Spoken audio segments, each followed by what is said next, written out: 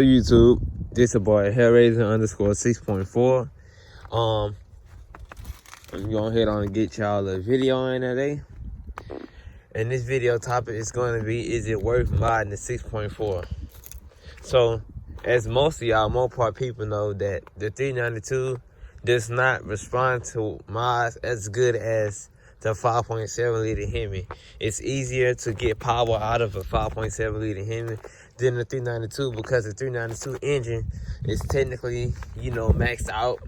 485 horsepower to the crank. It's only so much that you can get from a naturally aspirated engine. You could get a little more, but you would have to get a bigger intake, manifold, etc. But in my opinion, money-wise, I think it's not worth modding the 6.4 because, at that point, you're pretty much going to be spending money which you could have got a hellcat for on modding. If you want to go ahead and put a whipple supercharger on it, that's going to run you close to about 10 grand alone, or close. It'll probably run you about $6,000-$7,000 maybe. Then install it with a tune, you at about $10,000 already. So let's say you get a scatpack for $40,000. Now you at $50,000 just with the supercharger on, with the tune in install. But if you're doing it yourself, it'll be a little cheaper. But you don't really want to be cheap when it comes to doing stuff like this.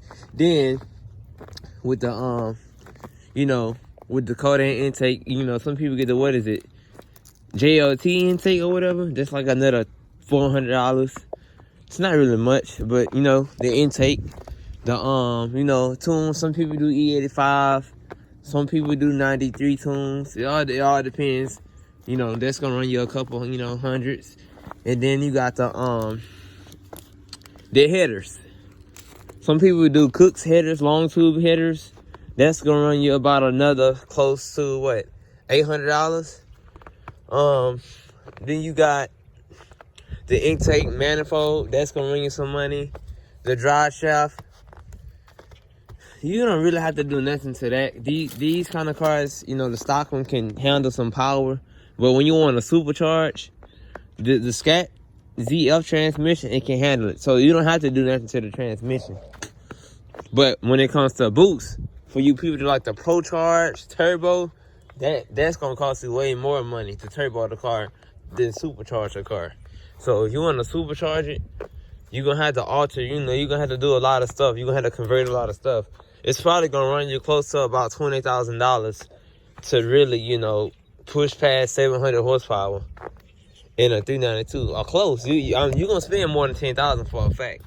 Because this 485 to the crank, not to the wheels. To the wheels, this probably pushing about 420 horsepower to the wheels. So, you're going to have drivetrain loss and stuff like that. So, in my opinion, man, I don't think it's really, worth modding the Scat. Now, if you're going to keep the car and you're not going to trade the car in, then it's worth it. But if you're going to trade it, it's not worth it. Because you're throwing all your money away. When you're doing a trade-in or you selling to a dealership, you're already going to lose money already. They're not going to give you money for your modifications. Now, if you're just going to private sell it, and if you can find somebody to get it, then that's good. Because private selling is harder than going to the dealership. It's hard to find people that's going to actually give you what you put into the car. So, you're going to have to put, an aftermarket exhaust system.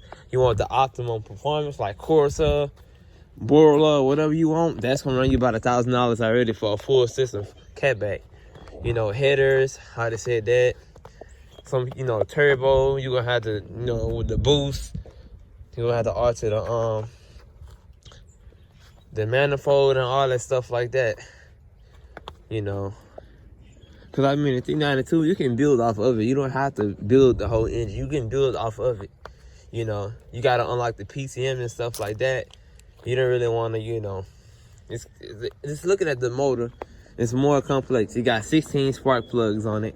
Look at the 5.7, it's more bare naked, it's more bare. It's not much done to it. It's not as complex as the 392 motor. So people that, decide to cam they 5.7, put a whipple supercharger, or a root supercharger, or a turbo, or whatever they want to do, intake manifold, catback exhaust from Corsa, got the codeine intake on it. They got a tune, E85 tune, whatever tune you want. They could be running power way easier than this kind of engine. This engine here is already damn near maxed out. I know I keep saying the same stuff, but it's true. The Scat is technically maxed out. Now you can max it, but it's only so much you can do. You can cam it. You can put a whipple supercharger on it. You can turbo it if you want. I've seen people with turbo Scat packs. You can do what you want, but it's just more complicated to get big numbers out of it. You want to get to 700, it's gonna be real tight. 5.7 it's what, 370 horsepower to the crank, so about 330, 340 to the wheels probably. You gonna get Scat pack power pretty, you know, close. You know, with a cam, just a cam, you're not gonna get Scat pack power on a 5.7. You're gonna have to do some more shit to it to get that kind of power on a you know, conversion like supercharger, turbo. You're gonna have Scat plus more. But yeah, just the cam itself will put you close, about 4, maybe 430 to the wheels, maybe. But you're not, yeah, the Scat, you gotta put some miles on it to catch up with the Scat for the 5.7. But the 5.7 I feel is more fun if you want to mod. You save more money with the 5.7, you know, but you can also get more out of a 5.7 than you will with a 392. See me, I'm lazy. I'm stationed here in Clarksville, Tennessee. You know what I'm saying? I'm from Louisiana, I'm not used to this. In my last video, man, you gotta get a garage with these kind of cars. I covered up, I uncovered the car. That's why my car is not as icy as these other cars. But yeah, I did this to give y'all a video on is it worth it. So like I said, it's worth it if you want to keep it. If you want to sell it, it's not worth it because you're losing money on selling the car. So you might as well just keep the car. Me, I'm in the middle. I want to keep it because I'm the first owner of the car. You know, I already paid a bit down off already on it. I got gap insurance and an extended warranty on the car because I plan on keeping the car. So I really don't see a reason why I should trade it in or sell it, you know, for a hellcat. And I can just keep this, have a car paid off. You know, by the time it's paid off, it'll have about 60, 70,000 miles on it. Maybe I drive a lot, but that's fine. You know, I take care of it as long as you keep up with the maintenance of cars. It'll last. It'll take care of you. You know, so I just feel it's all in what you want. You know, some people want to get a Scat build, you know, but really and truly, you're not really saving much when you're modding. Even if you buy a stock Hellcat, you can still buy a Scat for cheaper. When you spend that money to mod, you spent about the same amount. But I mean, it's your build, you know what you did, so you got more pride into the car because you put money into it. But if you crash that car, you lose all that money. So think about that. You crashed it, you totaled it, you lost all that money, and you won't be able to save everything. So have that in mind.